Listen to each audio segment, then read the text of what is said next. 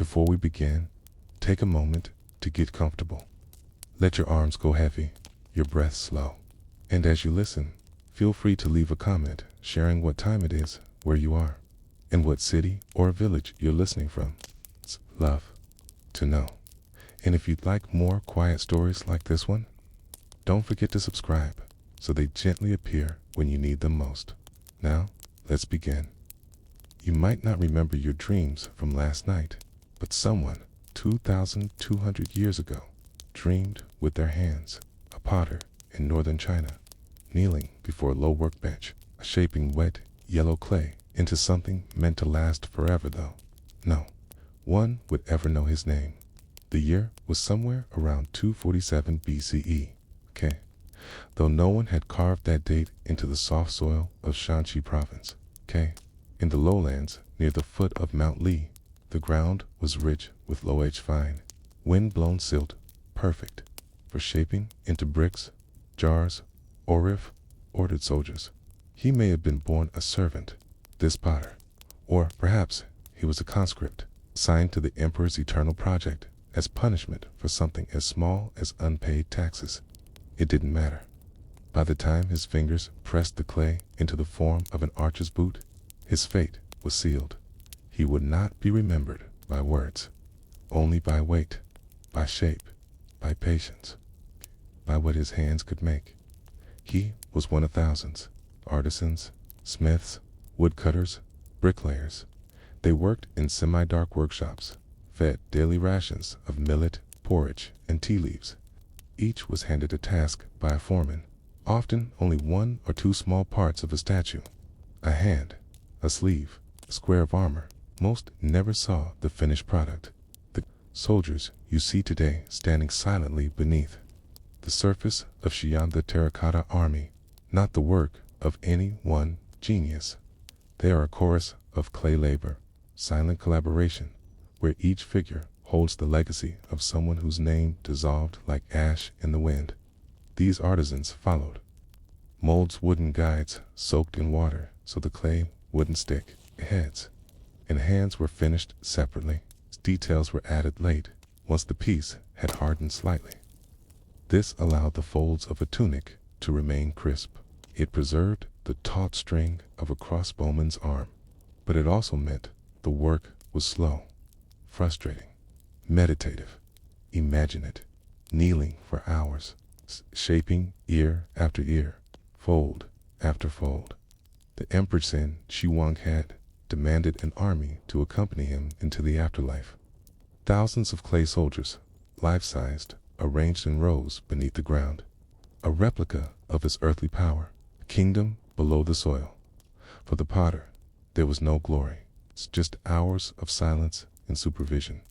It was not art, at least not in the modern sense. It was duty. It was permanent. It was the belief that an emperor's soul might need company on the other side, and that company needed armor. What he saw each morning was not the full army. The assembly sites were separated by function. One compound made torsos, a tana produced limbs. One workshop specialized in footwear, boots and sandals with curled toes and arch support. Faithful to the real military issue of the time, every finished component was stamped with a mark, not the artisan's signature, but the name of a supervisor or inspector. These were accountability marks. If something failed inspection, they knew who to punish. So the real names, the ones whispered in sleep or spoken by mothers, were never carved. Just roles, ranks, titles. Yet there was creativity, not in flourish, but in detail. Every soldier's face is slightly different. Some historians once believed this meant each was a portrait, but it's more likely the artisans had a set of features they mixed and matched, like clay building block sears, A nose, B, chin, C. Still, in those combinations, something happened, something human. Brows furrowed just so, a twist of the lips, a knowing gaze, and sometimes, they looked tired. Not the warriors, but the ones who made them. 'Cause beneath that surface, behind every quiet stare, was the pressure of imperial time. Chen Shi Huang wanted the project finished quickly, and the work was relentless. Records tell of thousands of workers conscripted to build not just the army, but the palace tomb complex above it. Many died before their piece was complete. What did they think about as they worked? Did the potter ever wonder if the soul needed legs in the afterlife? K. Did he picture his own children growing up in a village far away, never knowing that their father's fingerprints would one day sit beneath the gaze of foreign tourists? Or did he just focus on the shape of the knee he was sculpting? Left bent, right straight. Potters of a mid-step soldier. Some potters likely reused molds. Some may have traced their own hand to get proportions right. Others, perhaps bored or bold, added something subtle, a line in the corner of an eye, a dimple in the chin. Were these small acts of rebellion or simply quiet offerings to the clay? Occasionally, a statue would crack in the kiln. Clay too wet, or pocket inside. Hours of work ruined. No insurance, no forgiveness. The fragments were set aside, sometimes buried near the pits. The punishment was not always official, just a lowering of rations, or a blow to the back, enough to make the next pair of hands more careful. The kilns were communal. Large, round dragon kilns fed with wood and straw. They burned hot, reaching temperatures above 1,000 degrees Celsius.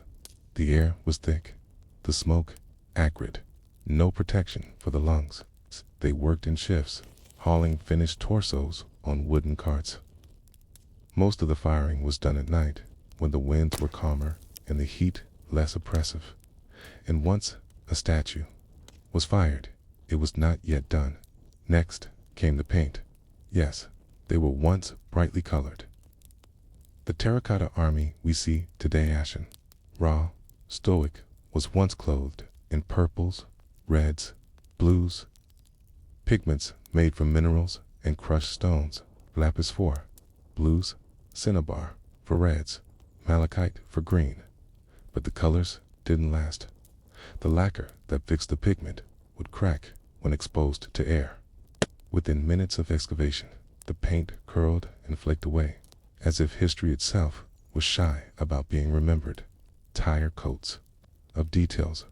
Wonk. Like dreams, you forget the moment you wake up. Some believe that's why the potter never signed his name, because even the parts he labored on would not survive unbroken. Even permanence crumbles. But his hands are still there, pressed into the folds of armor, curved in the ear of a kneeling archer. Q, buried in the seams of a foot soldier's tunic. The clay holds memory better than we do. And the silence of the Terracotta Army is not just the silence of death, it's the silence of unspoken labor, of nameless precision, of a potter who dreamed, not in words, but in clay. The soldiers stood waiting, not in battle lines, not in formation, but in dark pits beneath the low-west plains of Shanxi province, still dusted by time. When the last of the artisans had left, perhaps under torchlight, perhaps in silence, earth was closed again over their work. Layers of soil, meter upon meter, laid down to hide the emperor's vision from both heaven and thieves. Above the surface, it looked like farmland. Crops were planted, trees swayed. No one knew for centuries that beneath their feet an entire army slept. But before they were buried, those soldiers were not gray, okay? They were vivid. Purple sleeves, red armor, faces touched with blush and black brows. There is no photograph that can show you what those original colors looked like. It's not because we don't know, but because the moment they are exposed to air, they die. The lacquer, made from tree sap, begins to crack. The pigments loosen, curl, fall like dried petals from an old flower. Many archaeologists describe it as a kind of mourning, the statues shedding their own memory. In 1974, when farmers digging a well struck the first fragments, it was not a clean discovery. Bits of torso, a cracked foot, coated pieces, barely distinguishable from the stone around them. But once The archaeologists came once the trenches were carefully opened and the brushwork began. They saw it. Flecks of color, impossibly bright, survived for just moments before disintegrating. A red sleeve here, a painted iris there. Photographs were snapped in panic. Humidifiers rushed in. But it was like watching the breath of the past vanish into the open air. So now, the soldiers we see are mostly monochrome, but in the beginning, they were not. And perhaps, though no document confirms it, the potter had a hand in those colors. We do not know if the same men who shaped the clay were allowed to paint it. That might have been another caste, another guild. But in such an enormous undertaking, thousands of figures, horses, and chariots, it is likely that roles overlapped, or that someone who had once made sandals was now holding a brush. It would not have been free-form painting. Its color standards were used to indicate rank. High-ranking officers wore purples and reds. Lower soldiers had simpler tunics in white or brown. Armor was picked out in black, with iron fittings. Faces were touched with careful detail. Black lashes, red lips, even tiny white dots to reflect light in the pupils. This detail served a purpose. The Terracotta Army was meant to reflect life, ordered, hierarchical, precise. It was a vision of the emperor's perfect control, in death as in life. But there is something deeply human about these colors, even though they have been lost. That someone, somewhere, sat by a clay face and thought about how dark the brow should be, whether the lip needed more red, whether the cheek needed a touch of pale to stand out beneath the lacquer. And the lacquer, Sfurushi, was notoriously difficult to work with. Tapped from the lacquer tree, it had to be processed carefully. Raw lacquer is caustic, tussock, causes blisters on skin. It must be filtered, stirred, and kept moist before application. Only in a humid environment will it cure properly. The painters worked in conditions that might warp clay and soften pigment. Yet they persisted. Imagine it, a brush the width of a fingernail, dipping into crushed malachite green, painting the curve of a soldier's belt, day after day, face after face, not for fame, not for beauty, but because an emperor believed that what came after death would mirror what came before. And he wanted his legacy armored and alive. The emperor himself, Qin Shi Huang, was not known for mercy. He unified China through force, standardization, and surveillance. He burned books, buried scholars, taxed heavily, but he built roads, created a standardized script, and, most notably, he prepared for his own immortality with obsessive detail. His mausoleum complex, of which the Terracotta Army is only one part, spanned over 38 square miles. There were rivers of mercury described in ancient texts, booby traps to deter robbers, courtyards, and replicas of palaces. The soldiers were only the outer ring guardians for the emperor's soul. The workers, however, were not buried in gold. Many did not live to see the end of the project. Historical sources suggest that some were sealed within the pits after the tomb was completed, either as a sacrifice or simply to protect secrets. Archaeologists have found skeletons in awkward positions, limbs twisted, bones broken. Some believe these are the bodies of laborers who tried to escape and were punished. Others think they were executed to ensure the secrecy of the tomb's design. Whatever the truth, their stories remain beneath the surface, unspoken, unnamed, and still the paint fades. Why didn't they use something more permanent? 'Cause they didn't know it would fade, or perhaps they didn't care.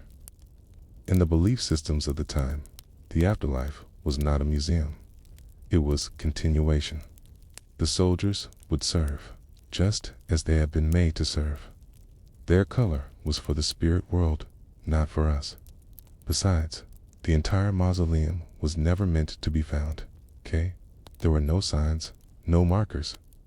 The emperor's tomb itself, the central chamber, remains unopened. not out of superstition, but caution. Soil tests show high levels of mercury, just as ancient texts described. Some believe the rivers of mercury may still be liquid, even now, 2,000 years later. But those texts also mention ceilings painted with constellations, models of the world as it was known, bronze birds, golden trees. The emperor wished to live forever, and in death, he would rule a perfect replica of his domain. What did the potter think of all this? Perhaps he never saw it. Perhaps his work ended with the last baked figure, packed in straw, lowered into the trench. Perhaps he was reassigned to another project, or released, or quietly executed. Or perhaps, though the records don't tell us, he lived to old age in a nearby village, walking past fields under which his hands still slept. There is a kind of loneliness in that idea, that someone could build something eternal and never speak of it again, that his children might ask what he did in the emperor's city, and he would answer, "Only, I worked with clay."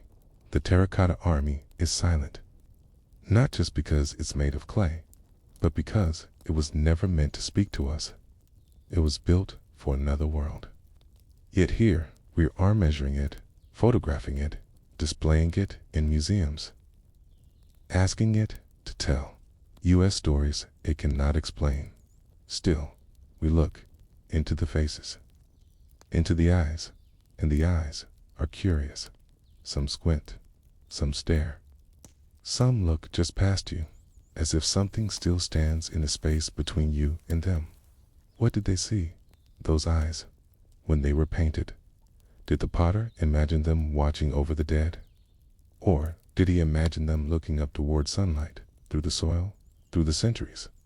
It's possible that in some forgotten trench, there are still soldiers with their colors intact, in unopened pits, sealed from air, sealed from us, waiting, and maybe, just maybe, the potter's finest work still sleeps beneath the earth, unseen, untouched, still wearing the colors he dreamed up in silence. The emperor was already dead when the last layer of soil was packed down above the soldiers. Qin Shi Huang, the first emperor of China, had died during a journey far from his capital, traveling with alchemists in search of an elixir that would make him immortal. The irony was lost on no one. In life, he had ruled with absolute power. In death, he sought to control eternity. Its mausoleum, massive, secret, guarded, was his final act of dominance. But what he built was not truly for himself. It was for those who would never see his face. For 2,000 years, the world forgot. Wind swept over the plains. Farmers grew millet and wheat. Generations passed. The capital moved. Dynasty fell.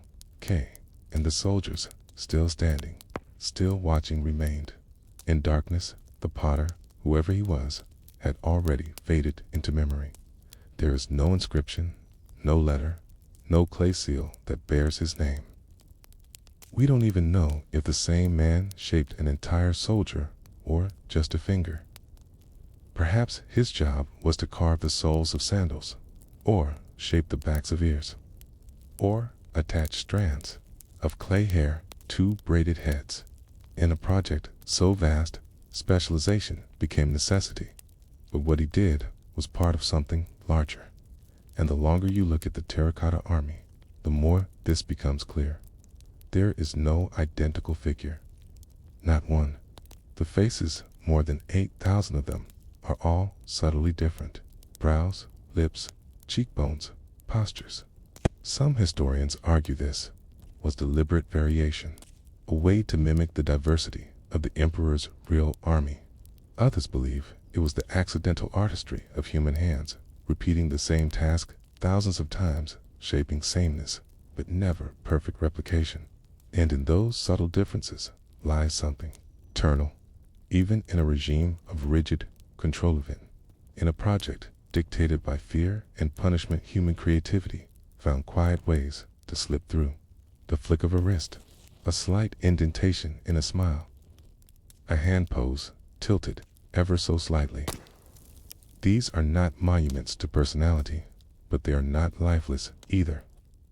Somewhere in that sea of clay, the potter's touch is still there, even if we don't know his name.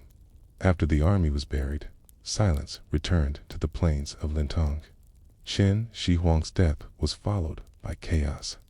His empire, so carefully constructed, began to crack. Rebellions flared. The dynasty fell within just a few years of his passing.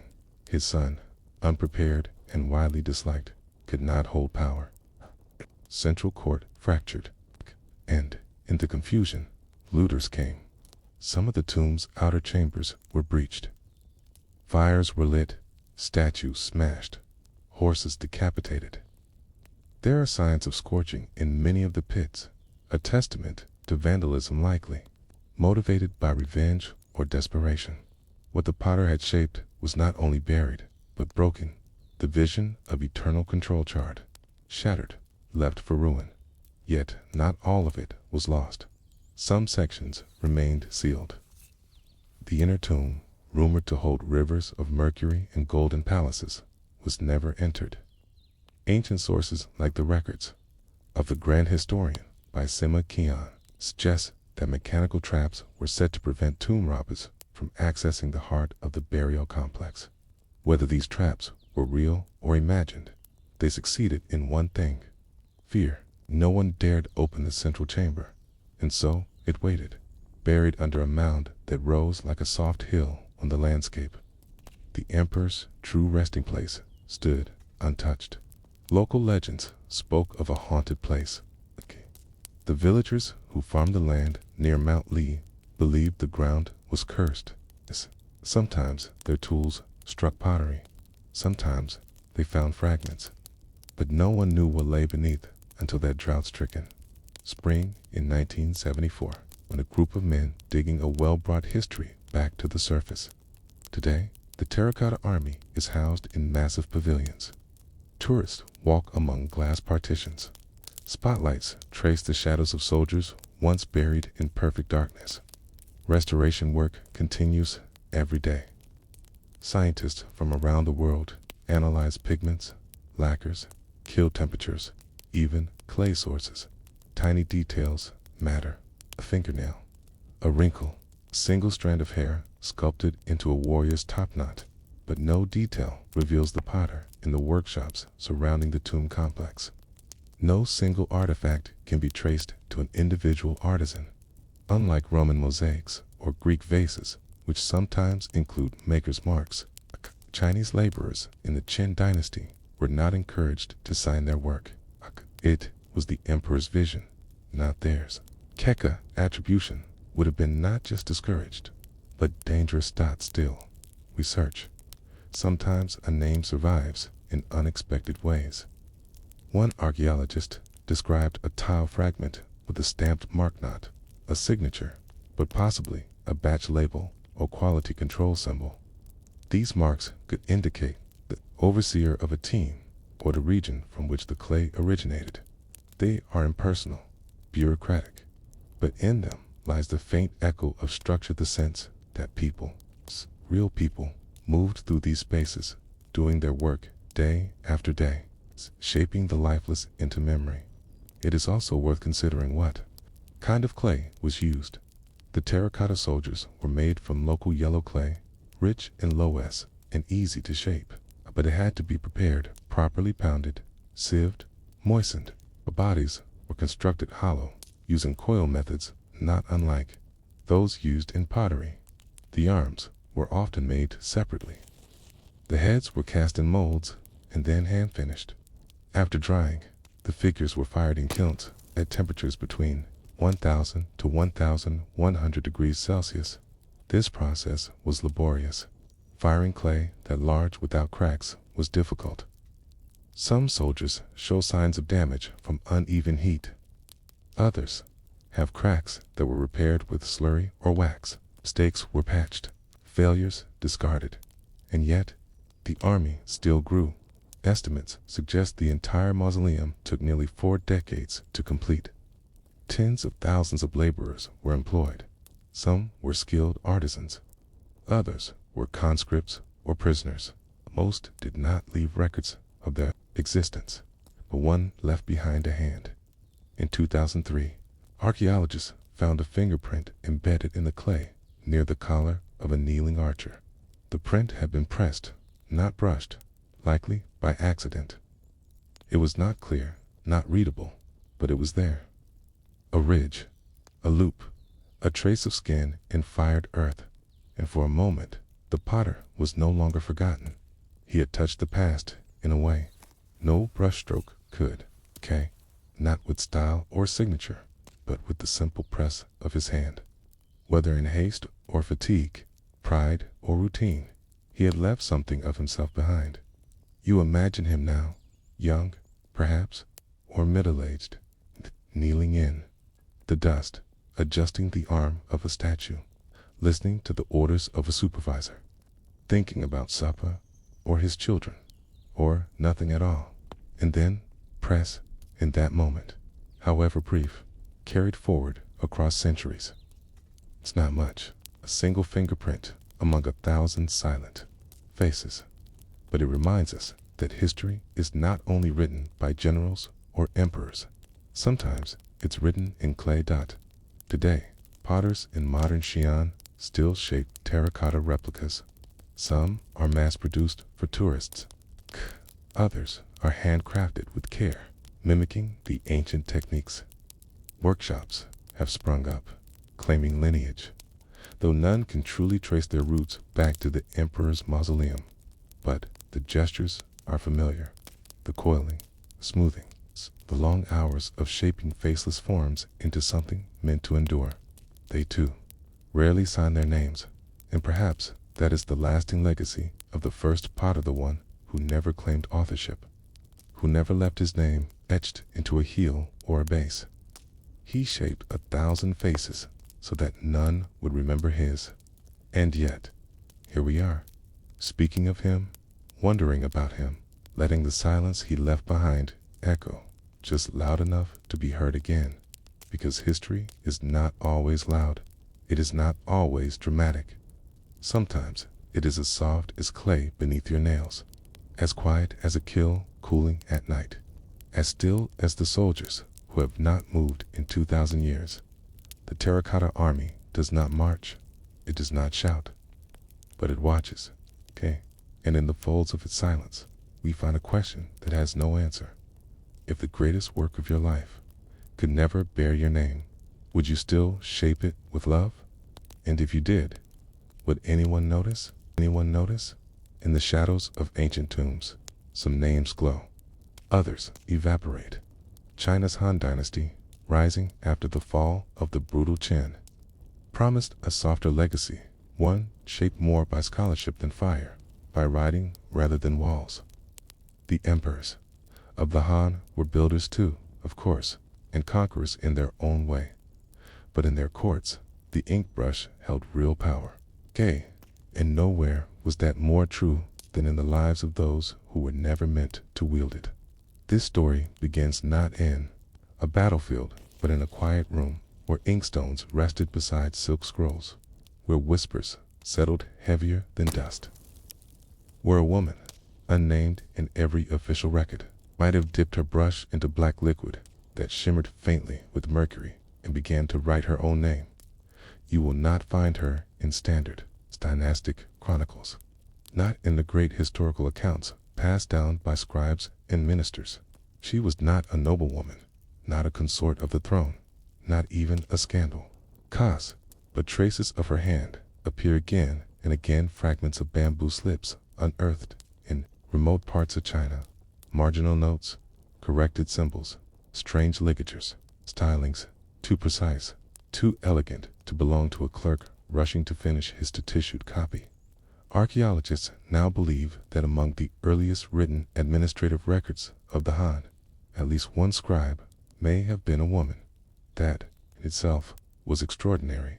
In Han society, as in many others, literacy was power, and power was a guarded possession. Men were educated. Women, especially those outside elite families, were not. Writing was associated with government, legacy, ritual. The ability to read was not just a skill. It was a tool of control, a marker of status. And yet, somewhere around the 1st century BCE, near the western frontier outposts of the empire, the science began to emerge. Women were reading, and more curiously, writing back. It wasn't a revolution. It was quieter than that, and far easier to miss. Bamboo slips thin, narrow strips used for writing before the widespread use of paper were buried with the dead or abandoned in border fortresses. Time and moisture erased most of them, but in the dry western deserts of Dunhuang and Zhejiang, where the Han Empire extended thin tendrils into the dust, these slips survived, and on them, archaeologists found anomalies. Scholars had long cataloged official reports, legal records, military orders, but tucked between them, notes appeared in a different hand, more curved, more careful, often correcting or annotating the original. At first, it was dismissed as the work of a meticulous clerk. But when over 150 bamboo slips from the Zhejiang archives were examined under microscopic light, something strange emerged. The ink composition used in these annotations sometimes differed from the main body of the text. It sparkled faintly, contained trace amounts of mercury sulfide-vermilion. This was not the standard ink of government scribes. It was more expensive, more artistic, often used in seals or calligraphy reserved for special purposes. And why would a correction likely made by someone junior or unofficial be written in such an ink? No one had an answer. But among the many guesses, one theory whispered louder than the rest. Perhaps the ink came from someone with access to cosmetics, mercury-based. Pigments, particularly cinnabar, were used not only in paints, but in rouges and eye cosmetics, in households that could afford it. Wealthy women might have had access to such materials, not for writing, but for decoration. And if a woman had been close enough to a clerk or scholar, she might have observed the forms, learned them, practiced them, copied them, till quietly she could correct them. This theory gained quiet traction after discovery in 1993 near the ruins of an administrative post in Dunhuang. There, buried beneath layers of sand, archaeologists found the fragment of a writing table, still faintly stained with ink. It had a drawer containing 3 brushes, a stone ink palette, and a compacted, polished bronze mirror with floral etchings, clearly feminine.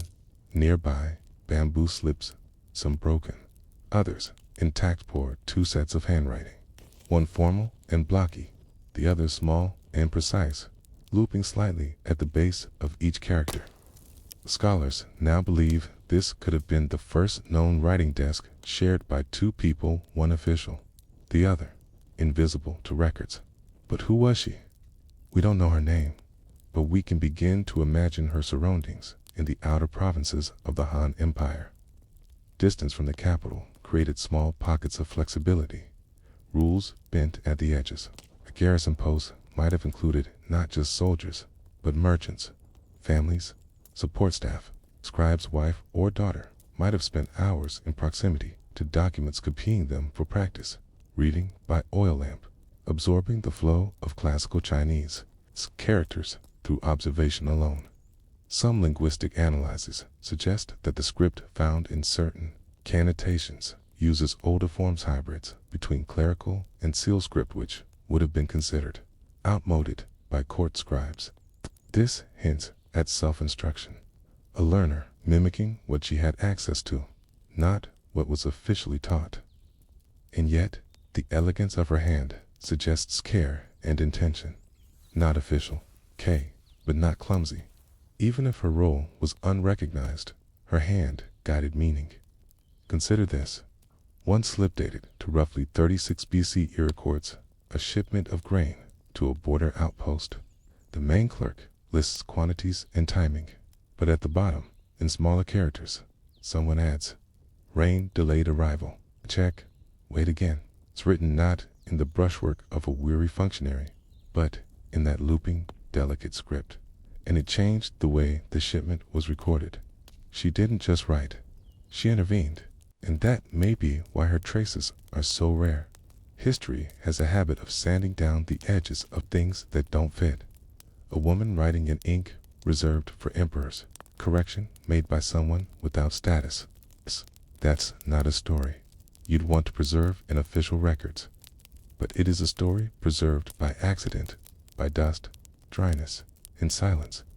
There's something quietly tragic in that, because if she had lived in another place, at another time, her name might have survived in the Han capital of Chang'an.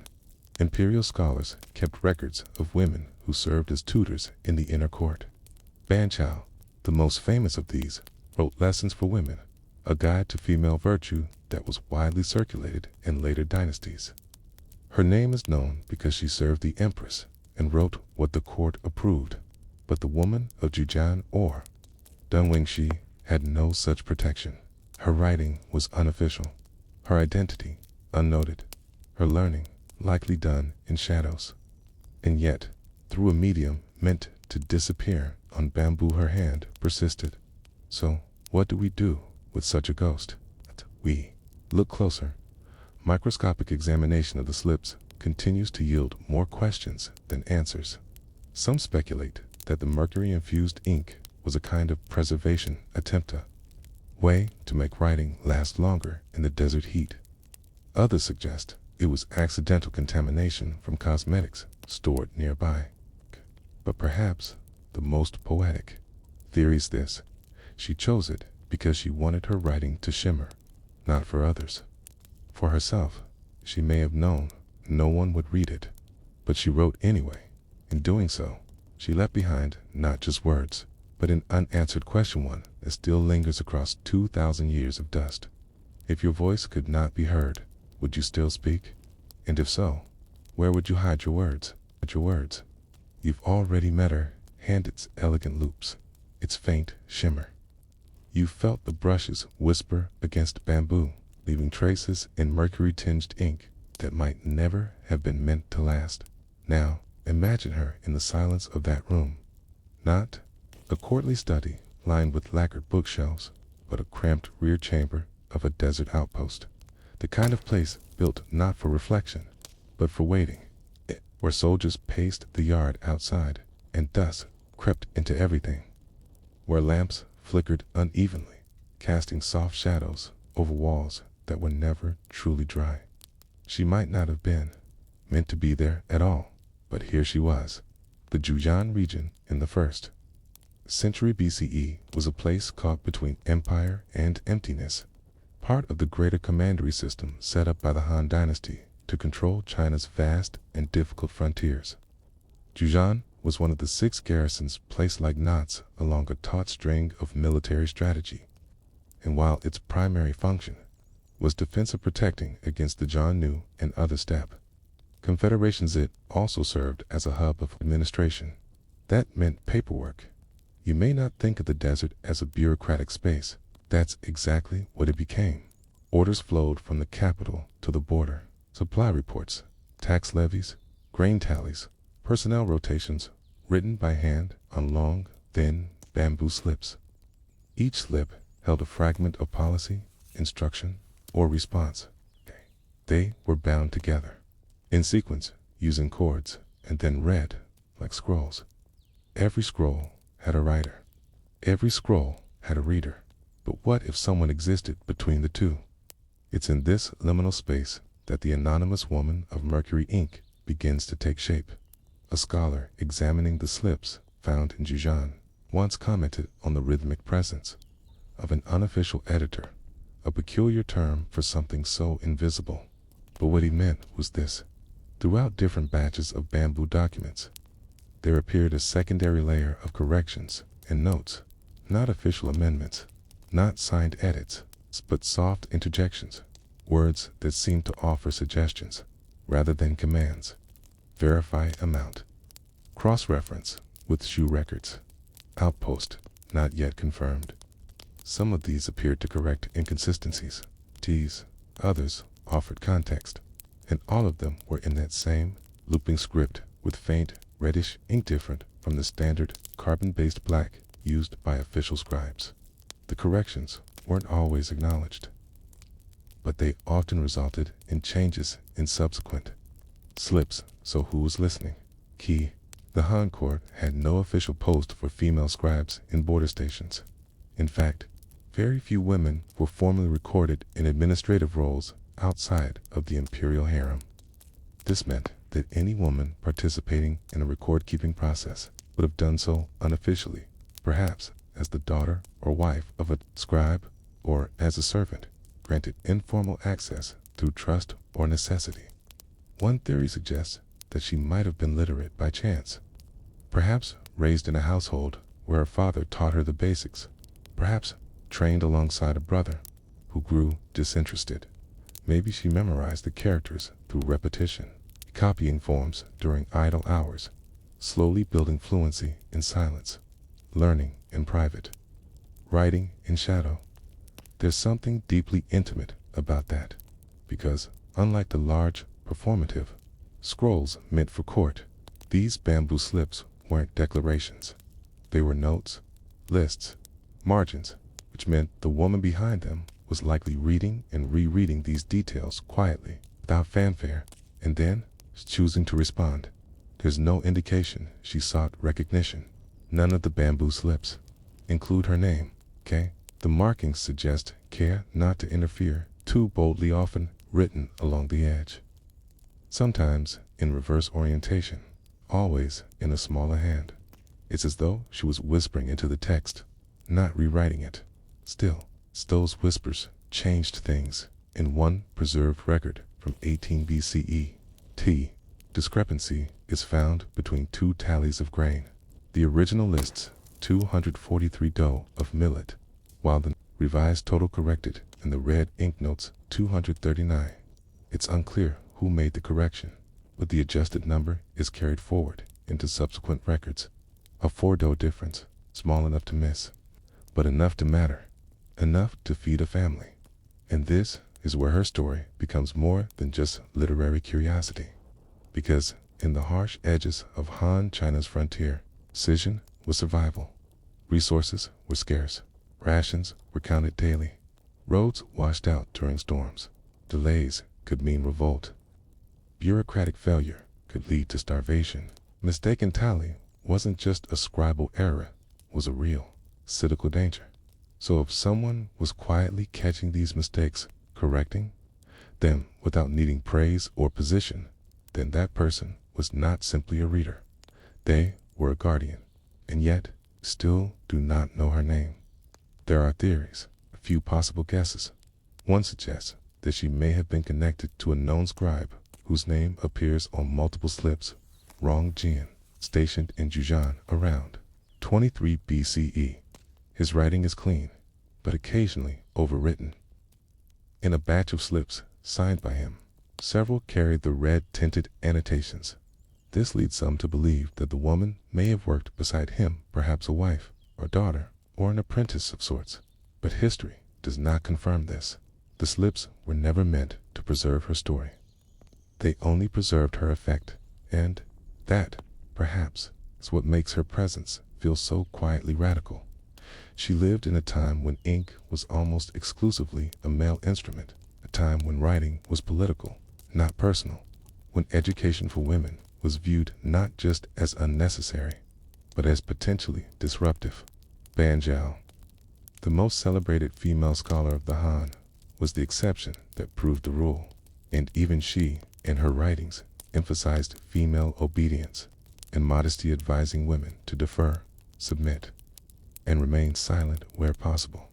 But this woman did not stay silent. She didn't write philosophy or poetry.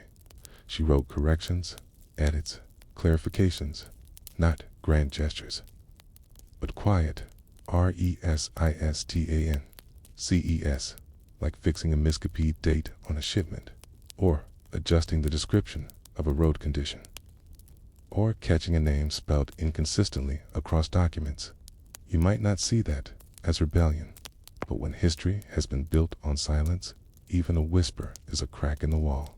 What makes this all the more haunting is that we don't know when her hand stopped appearing. There's no record of punishment, no dismissal, no scandal. simply fades like the ink she used in bamboo scrolls dated after 02 BCE. Her markings no longer appear. The script returns to a uniform, blocky style. The faint red ink is gone. The margins are bare. Did she leave? Did she die? Was she found out? Or had she trained someone else to see the mistakes, to correct them in silence? Can't say. History offers no answer, but those missing slips, the ones lost to fire, wind, time, may have carried the rest of her story. Or perhaps she never wrote her name at all, not out of fear, but out of choice, refusal to be cataloged by a system that never asked for her voice in the first place. And so the paradox lingers. We know her through absence, through traces, through the silence between the bamboo slats. She didn't leave behind a treatise. She didn't raise a rebellion. She simply paid attention to the parts of history no one was watching, and that too is a form of authorship, perhaps one more lasting than any book. So we ask again, if your words had no audience, would you still write them? And if your name would never be remembered, would you still leave behind a mark? Her answer is hidden in the red ink, glinting faintly in the desert sun. The same red used to paint lips and seal scrolls. The same red that can kill or preserve. The color of mercury, color of memory, the color of a name that no one ever said aloud, but someone once might have whispered. The last time her hand appears in the records, it's not on a document of war or philosophy. It's a grain requisition form. Slip number 43 JY, found in a stack buried beneath wind-blown sediment near Jujan's southern watchtower. Describes, handwriting is typical for the region, broad strokes, no ornamentation, a military tone, efficient, dry dot, but just along the edge barely. There was a redink correction, not dramatic, just a stroke through one number and a faint adjustment beside it. In another corner, a note in that same smaller hand. The tone is firm, it's just 3 characters. Check prior register, and then nothing after this. Her marks vanish. There are no more adjustments in red ink, no quiet comments, no gentle interjections in the margins. It is as though her presence, so carefully built over years of quiet labor, dissolved without ceremony. And still, the system she helped hold together through those quiet edits, through the burden of care she assumed, invisibly continued to function. Not because she was remembered, but because she had made the machine work more smoothly for a time, and then she was gone in the long history of Chinese record keeping. Her name does not appear, not in lists of scribes, not in titles granted by the emperor, not in dedications or funerary records, but that was the nature of her work. She wasn't trying to be found. Still, the silence she left behind is full of echoes, because what she did quietly, invisibly, was alter the rhythm of a system that was never built for her. And in doing so, she left behind a different kind of trace, not one written in titles or achievements, but in the kinds of mistakes that never happened again. This is not the history of rulers or conquests. It is the history of someone who saw how paper fails. Even an empire can hinge on something as dull as a grain slip or a miscounted cartload of beans. If that sounds boring, it's because it was meant to be. Bureaucracy doesn't care about drama. It only cares about consistency, and that's what she gave it. But even consistency has a story. By the 1st century BCE, the Han bureaucracy had reached a level of complexity that few civilizations had achieved before. There were over 130 commanderies, each with sub-districts, each with records to be kept, scrolls to be sent, tallies to be confirmed. Stakes meant confusion. Confusion meant instability. You might think the frontier was defined by military conflict, but really was defined by the failure or success of communication. That's where she lived. In the cracks. Modern historians sometimes describe her edits as liminal notes, Not official, not personal, just present. The scholars studying the Jujan slips were puzzled at first. Who was this unofficial corrector? Why did she care? And then, one scholar, Dr. May Shalkin, proposed something. That changed the way the story was read. She argued that the woman's work was not a protest, or even an attempt at visibility. It was a form of stewardship, a moral duty. Uninvited and uncelebrated, because someone had to make sure the slips were right. And if no one else was doing it, why not her? It's possible she didn't see her actions as revolutionary, just necessary, like sweeping a floor no one else noticed was dusty, or tightening a wheel before it fell off the cart. This wasn't about fame, it was about not letting things break. You've probably never heard of her. No school curriculum includes her, no statue commemorates her, and yet the questions she raises are uncomfortably modern. How do you measure the value of someone who prevented disasters that never happened? How do you count the worth of work that made no sound? How do you name someone who never asked for recognition? Maybe this is why her red ink feels so haunting, because red is supposed to mean authority, finality, correction. In imperial China, red was the color used by the emperor himself when issuing decrees. It was not a casual pigment, and yet here she was, using it for quiet edits. Some historians argue the ink wasn't really mercury-based, okay? Others suggest it was simply cinnabar or red ochre, cheaper, more accessible. But even that's revealing, because she was using what she had. Making do, finding ways to write without permission. You don't need a title to wield precision. And still, her disappearance leaves questions. Why did she stop? Was it illness? Death? Did someone discover her work and disapprove? Or was it more mundane? Perhaps she left the outpost with a husband's reassignment, or simply grew tired. We'll never know. But what we do know is that after her final correction, the slips become less consistent. Errors creep back in. Tally mistakes go uncorrected. Language becomes sloppier. The bureaucracy survived, of course, but it limped, and centuries later, an archaeologist uncovered those slips buried in desert sand. They didn't just find data, they found silence. The silence of someone who had cared and had vanished. This is the kind of story that doesn't get retold often. It lacks glamour. It lacks a grand climax. It doesn't end with rebellion or recognition. It ends with a missing name.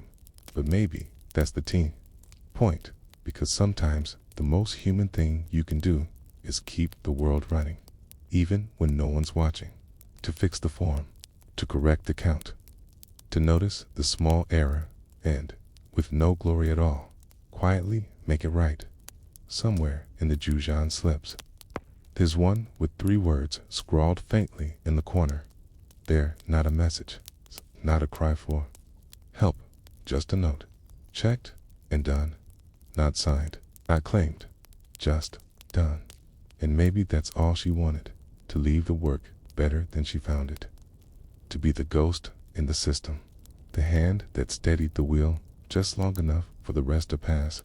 No monument, no headline, it's red ink in the margins. So now, centuries later, we ask, when the names fade, when the records are buried, what remains? Is it the official decree, or the quiet hand that caught the error? Is it the scribe who signed the scroll, or the woman who corrected it in the dark? Is it the emperor, or the ghost? Perhaps we'll never know. But if you ever feel like your work goes unseen, your effort feels like dust, remember, it's her, the woman who wrote her name in mercury, even if no one ever read it, even if she never wrote it down. The last priest did not leave in a hurry. That part matters. History often imagines fugitives as desperate, as men running from the collapse of their world, stuffing scrolls into clay jars and fleeing through shadowed passageways. But this priest, whose name has not survived, whose face was never etched onto surviving coins or tablets, moved slowly, sealed the doors of the inner sanctum with deliberate care. He gathered the last offerings left at the altar, bundles of dried saffron, fine braided wool dyed crimson, and the curled shells of sea snails harvested in the final weeks before the siege. These were not the spoils of a plundered temple. These were his fare for the desert. You imagine him standing there, between the marble pillars, the sound of waves crashing against the seawall in the distance. The Roman armies had not yet breached the final tier of Carthage's defenses, but the smoke on the horizon was thick and unbroken. 3 years into the siege, in the end, had become something slow and inevitable. The city's fountains had long since dried. The cisterns were filled with sand. The olive groves on the hills were now charred and empty. The priest turned his face toward the east, not toward the sea, but the desert. The Carthaginians had long relied on their proximity to the water. Their wealth came from harbors, from trade routes stretching across the Mediterranean, from ships that carried glass, purple, dye, and salted fish to the coasts of Iberia and Cyprus. But in times of collapse, it was not the sea that held memory. It was the land, silent, vast, and dry. In the scrolls that survived in later archives in Alexandria, there are fleeting mentions of a sanctuary beyond the dunes, a place known not for grandeur, but for its concealment. Not a city, but a vault of silence. It is here, this quiet desert stretch, unnamed in Roman maps, unvisited by generals, that the last priest of Carthage is believed to have carried his final burden. But to understand why he left the city, you must first understand what he was leaving behind. The temple he had once served was one of the oldest in the city, older than the council halls, older even than the great marketplace. It was built not of white marble, but of rough-cut stone, assembled without mortar. The walls were low and thick, built to withstand time rather than impress passing nobility. Inside, a sanctum, and within that sanctum, a room without writing, just objects, an obsidian bowl that never held water, a bronze staff polished smooth by generations of hands, and, at its center, a polished slab of dark volcanic rock said to contain the names of those who had spoken to Ba al-Hamun face to face. You might expect such a relic to be loud in its mystery, but it was not. It was a thing of stillness, like the desert itself. Tal Wak was said to be etched only once, and never again. Not with words, but with symbols burned into its surface, with a tool long lost to memory. And it was said that if the names of the high priests were spoken aloud near it, the slab would change, not visibly, but something in its weight would shift, as if the very memory of the city were carved into its invisible fibers. None of this was known to the Romans, not because it was hidden, but because they never thought to ask. By the time Scipio Aemilianus's legions breached the inner wall of Carthage, most of the temples had already been desecrated. Statues were toppled, shrines were ransacked, sacred scrolls were used to start cooking fires. There is a line in the Roman general's private letters where he remarks with something like boredom that the libraries were not in Latin, and so were thrown away. Of Punic language, little survived, not because it was erased with violence, but because it was ignored with indifference. That is how most things vanish. The last priest was old by then, 70, perhaps 80. No portraits remain, just one reference to a great robed keeper of dust written by a Numidian spy whose report was intercepted decades later in Alexandria. And yet, it was this old man who carried the most sacred object of the temple, not the obsidian bowl or the bronze staff, but a bundle of linen wrapping something too delicate to name. He left the temple at dawn, passing the scorched remains of what had once been the city's finest fountain. He did not speak to anyone. There was no crowd to witness his departure. The priest did not ride. He walked in with him. He carried a secret meant to survive the death of a civilization. You must remember that the fall of Carthage was not sudden. The Romans had surrounded the city for years. The final siege, led by Scipio, was brutal, but methodical. They starved the population, blocked trade, poisoned wells, sent small raiding parties to set fire to farms. The priest, like others, had survived off a dwindling cache of grain hidden deep beneath the temple floor. But it wasn't just food he was saving. There are references, sparse and difficult to confirm, of an underground room beneath the temple floor. It's a room where records were kept, not in writing, but in objects, thin wooden strips tied together, in bundles, pieces of jewelry, broken and incomplete, each representing a house that had once donated to the temple. Clay seals with fingerprints still visible. These were not valuable, but they were memory, and the priest did not want memory to fall into the hands of men who could not read it. Somewhere beyond the hills east of Carthage, beyond the burned farmhouses and the dry riverbeds, lies a stretch of desert known even then as the Whispering Ground, a name that survives in Berber oral traditions but never made it into Roman maps. This is where the priest was believed to have gone, not to hide, but to bury. The desert, unlike the city, did not forget. It preserved what it was given, slowly, silently, and in the years after Carthage fell, there were whispers among traders, mostly Nabateans and wandering tribes, of a place in the sand where the wind passed in straight lines, where nothing grew, but where travelers heard things at night. It's a place where the ground had been disturbed, then smoothed again with great care. You can't help but imagine him there, the priest, digging with his hands, knees in the sand, not in fear, but in ritual, the wind tugging at his robes. His face bent toward the earth, the package he carried, no larger than a child's blanket, wrapped in layers of oil-soaked cloth and bound with thin strips of cedar bark.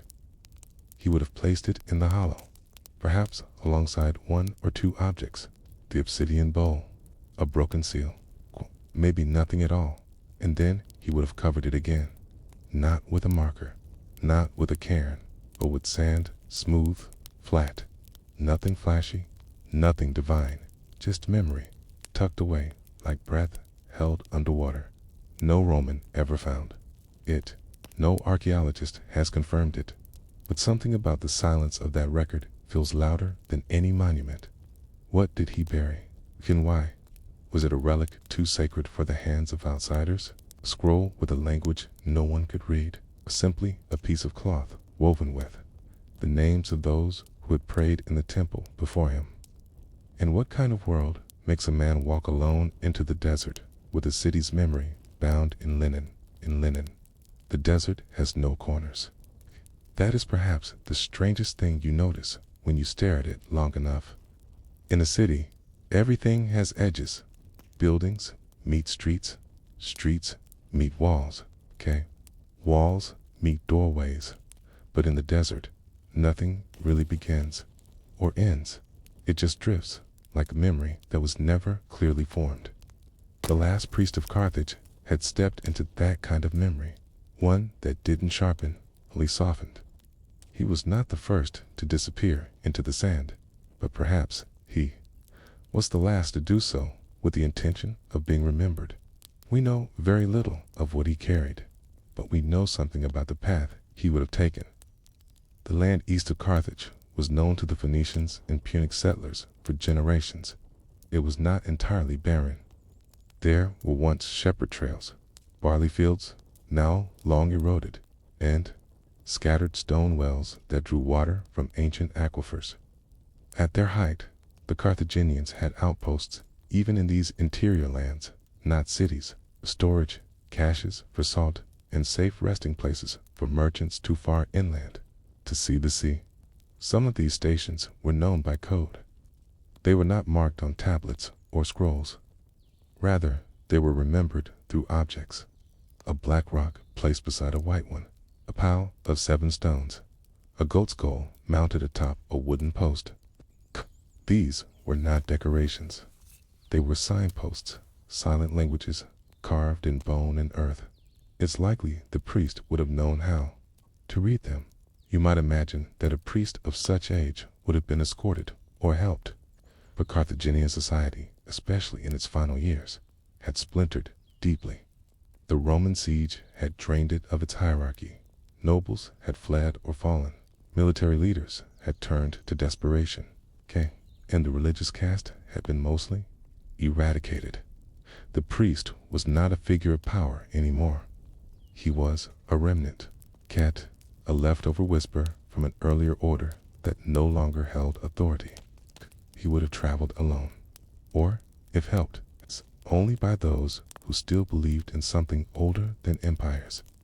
Among the Berber communities that lived on the fringes of Carthage's inland territories, there are oral fragments collected centuries later by Arab geographers that mention a stone man who passed through the hills wearing wool robes and carrying a heart of fire wrapped in cloth. This image appears more than once, always slightly altered. In one version, the fire becomes a slab of salt. In another, it is a book that glowed at night. These are not literal descriptions, They are fragments of what might have been a deeper truth, that someone passed through those lands, carrying something that felt heavier than its size. Somewhere in this expanse, likely between the low ridges now called the Dehar Plateau, there existed a cavern, not large, not deep, but real.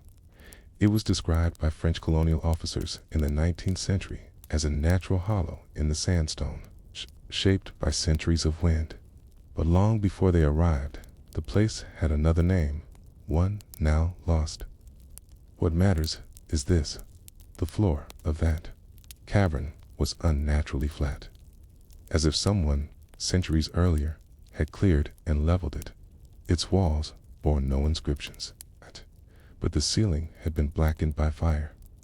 What would make a man, a priest, no less, choose this spot? Perhaps because it was known, or perhaps because it wasn't. The Carthaginian priesthood was not like that of Egypt or Greece. It was not showy. It did not erect monumental temples with endless columns. Its rituals were often small, private, and deeply tied to cycles of trade, nature, and sea. There were no massive tombs for priests, no public processions recorded in stone. Memory was passed down in breath, not in marble.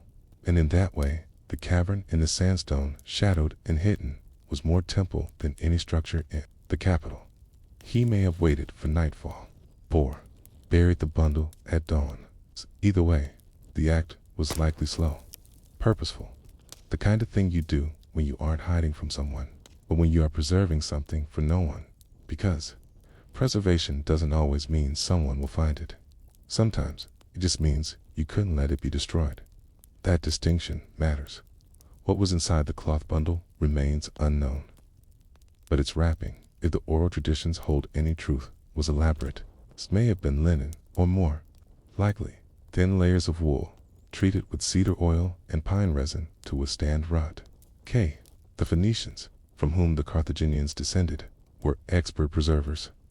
They knew how to prepare bodies for long voyages. They knew how to wrap memory in fiber. And so it is not unthinkable that the bundle was more than symbolic, that it was designed to last. But what were they trying to preserve? It might have been a scroll, a fragment of religious law, or a transcription of rituals never meant for Roman eyes. But scrolls, unless sealed in jars, rarely survive. It could have been an amulet or a relic passed down from the earliest Punic settlers, something so mundane that only its age gave it weight. But there's another theory, one that emerged not from archaeology, but from comparative mythology. In the early 1900s, Tunisian ethnography, collecting Berber stories, heard repeated mention of a black face that watched from the sand. It was always described the same way: eyes that looked like glass, a mouth that never opened, and cheeks marked with thin, faded stripes. The stories varied. Some said the figure appeared at night. Others said it was buried except for the top of its head. Most called it the Last Watcher. What's odd is that this figure bears a striking similarity to Carthaginian ritual masks, objects rarely found intact, but occasionally recovered in fragments near temple ruins. These masks were not worn in performance. They were used in rituals of silence, ceremonies in which words were forbidden and memory was invoked through gesture alone. Could it be that the priest had carried one such mask? Not because it had power, but because it represented all that had been lost, perhaps. If so, then what he buried was not just memory, but witness. The desert became its fault, and over time, the sands shifted, the trail markers faded, goat skulls cracked, wooden posts collapsed. Even the shepherd trails were lost to time. By the time the first Roman explorers returned to the area a century later, no mention of the priest remained. His temple in Carthage had been paved over, its name forgotten, and yet, in the silence of that stretch of desert, there is a strange kind of presence. Not haunting, not sacred, just still. It's this stillness that has drawn seekers over the centuries. Some came with shovels, others with stories, but nothing definitive has ever been found. No bundle, no mask, just sand that seems a little too smooth in some places, rock that feels slightly too regular. What do you do with the mystery that has no evidence? That question lingers. Perhaps the answer lies not in solving it, but in recognizing its shape. The priest did not act out of defiance. He did not bury out of anger. He did not mark the place for others to find. He acted out of duty. A quiet, slow, unrecorded duty, the kind that doesn't make it into textbooks or monuments, and yet, somehow, you can still feel it, not in what remains, but in what doesn't. The silence beneath the dunes is not empty. It is filled with the weight of intention. The desert does not record names. It remembers only shapes. It's a curve of a stone worn down by wind. It's a faint line where footsteps once pressed against dry earth. The hollow beneath the surface where something once was and might still be. It doesn't offer proof. It offers presence. And in that way, it has become the quietest historian of all. By the time the dust had settled over Carthage, literally and historically, the world had moved on. Rome now controlled the coasts. The libraries of Alexandria were being filled with new text. Language was changing. Borders were expanding. The last priest had vanished into silence, and the memory of what he buried had vanished with him. And yet, as centuries passed, the land refused to forget. In the early 8th century, during the Islamic expansion into North Africa, Arab chroniclers passed through the same region east of ancient Carthage. One such traveler, known only as Al-Hazari, wrote of a peculiar tract of land where the wind seems to hesitate. His account, preserved in a fragmentary manuscript, now housed in Istanbul, mentions a patch of earth where compasses fail and where the night is louder than the day. No one knew what he meant, but he wasn't the only one to notice. Several centuries later, Berber oral traditions would again mention the ground that was folded once, and how livestock refused to graze in that area, despite its shade. Children were told not to dig there, not because of danger, but because it was not our soil. This notion of earth that belongs to no one is rare, especially in a culture so closely tied to land and ancestry. But here, it was repeated, enough to be passed down. What kind of place makes people believe it cannot be theirs? Archaeologists, of course, are cautious with such stories. The 20th century brought new tools. Aerial photography, ground-penetrating radar, and satellite imagery were all employed to study North Africa. Expeditions combed the Tunisian highlands.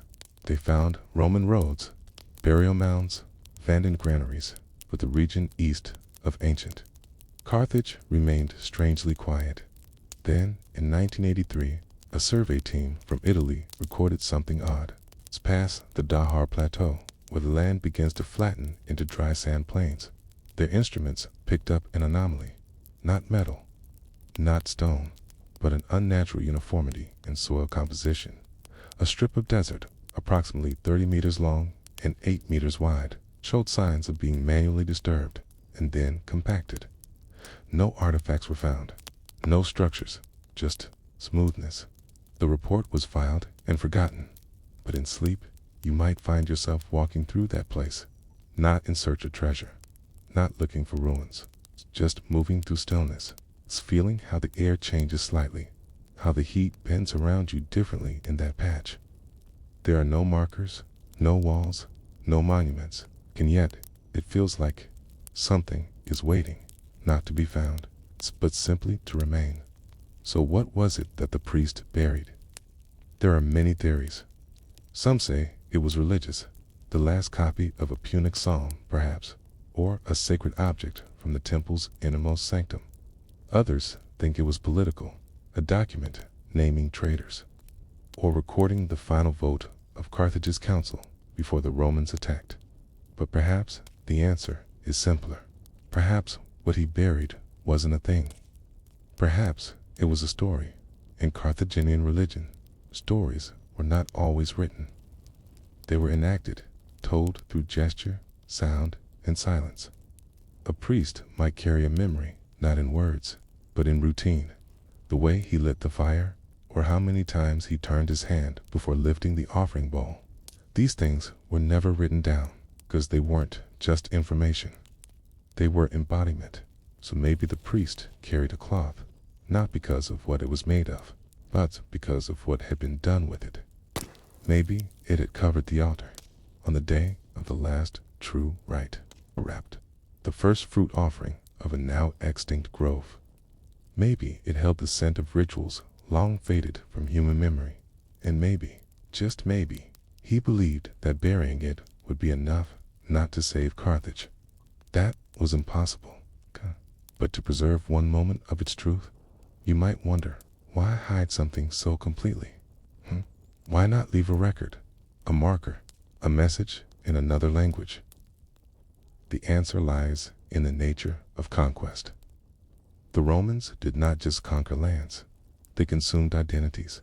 They renamed cities, rebuilt temples in their own image, absorbed gods into their pantheon, and erased those they didn't understand. For a culture like Carthage, built on quiet continuity rather than spectacle. The danger wasn't in destruction, it was in translation. To be found by the conqueror was to be misunderstood, and so, the priest buried not just memory, but its language, its shape, its context. Not so it could be decoded later, but so it could never be mistranslated. That is a kind of resistance, not loud, not defiant, but enduring. Centuries passed. Empires rose and fell. Roads were built. Sandstorms shifted. Dunes. And still, no one unearthed the bundle. Not because it was so well hidden, but because it was not being sought. The story faded. But the silence remained. And, in the modern world, where history is often measured in carbon dating and pixel analysis, there remains something deeply uncomfortable about an object that refuses to be found, about a priest who left no name, about a burial with no tombstone, about a ritual preserved not for revelation, but for rest. Because sometimes history is not a trail to be followed. Sometimes it's a threshold, a point past, which you cannot cross without changing the story. And in that quiet stretch of desert, perhaps that threshold remains not to be crossed, but to be honored. And so, the silence beneath the dunes continues, not as an invitation to dig, but as a reminder that not all memory was meant to be retrieved, that some truths were preserved not to be known, but to be spared, and that somewhere, beneath wind and time and dust, a single act of preservation still holds its breath. The survey team noted the patch as soil depression anomaly number 17, marking it with a red tag on their survey map. T didn't dig. They couldn't, not without the full permits from Tunisian authorities, and not without confirmation that the soil disturbance wasn't just a fluke of nature. And so, like many hints in history, the red tag was logged, archived, and eventually forgotten. But the desert remembered. It always does. Years later, in the late 1990s, when a Franco-Tunisian collaboration team revisited old survey maps to plan a university dig site, they stumbled upon the red mark, anomaly number 17. The coordinates had long since been stripped of their color coding. That one intern, curious about the odd placement of a human-shaped ellipse, made a note to check it again. By then, drone surveys had become standard. The drone swept over the region during late morning hours, scanning in infrared and multispectral imaging. And that's when it picked up something strange. Beneath the surface of the sand was a rectangular layout. Not a building, not a tomb, but what appeared to be a deliberately constructed pit, long, low, and filled in with different sediment from the surrounding ground. There were faint thermal irregularities, just enough to suggest some material remained beneath the dust. Still, without inscriptions, pottery, or visual markers, the site was dismissed again. Historians tend to follow artifacts, not soil, and yet one researcher refused to let it go. Dr. Kamal Masadi, professor of epigraphy in pre-Roman North African cultures, has spent most of his career tracing what little remained of Punic writing. He believed that something had been lost in the haste of Carthage's fall, not just records, cut, but memory itself. In a lecture at Aix-Marseille University, he said something curious. If you want to hide knowledge, burn the library. If you want to bury it, send a priest. The Romans knew the first. The Carthaginians understood the second. It was an elegant phrase, a metaphor, many assumed. But Dr. Masadi was not speaking metaphorically. He was convinced that a Carthaginian priest, in the final days of the city, had been sent inland, with a purpose, and not just with relics, but with names. The names of gods, unspoken, outside the temple. The names of treaties, kept off parchment. The names of rituals, preserved only in breath and syllable. He believed that somewhere beneath that quiet stretch of desert, a priest had buried not gold or scrolls, but a record of spoken knowledge. The kind of record Rome could not erase, because Rome never knew it existed. He died in 2011, without ever receiving permission to excavate anomaly #17. And so, the story stalled. You might wonder, how could so much energy surround something so invisible, so uncertain? That's the nature of forgotten history. It lingers not in grand discoveries, but in questions that won't go away, in patches of sand that resist wind a little differently, in ancient maps with deliberate gaps. What was buried there? We may never know. The soil holds its silence well, but in recent years, another discovery, hundreds of miles away, may offer a clue. In 2020, at a different Carthaginian site near the Libyan border, researchers uncovered a small, curved stone that had been tucked between the foundation stones of a collapsed sanctuary. It bore no writing, only a single etched spiral. But tests revealed that the stone's composition did not match anything in the surrounding region. It came from the Dahar Plateau. This suggests movement. A priest, or perhaps more than one, may have traveled with sacred items, not to preserve their use, but to ensure their untraceability. Sacred geography, where you place something, can matter more than what it is. Some believe the spiral was a kind of code, a map, not of territory, but of time, an invitation to wait. Maybe that's what the last priest of Carthage understood best, that true preservation isn't immediate, it's generational. Some knowledge must be hidden until it can be understood, or until forgetting itself becomes dangerous. And now, after millennia of forgetting, we find ourselves wondering again, what was so valuable, so sacred, that it had to be hidden from the empire? What could not be burned, but could not be left behind? And if the priest did bury something, a tablet, a spoken formula, even just a list of names, then what happens if someone finds it? Not just archaeologists, but someone who remembers how to listen to the silence. Someone can read the shape of windless dunes. Someone who understands that history isn't always written. Sometimes it is folded, not to deceive, but to protect.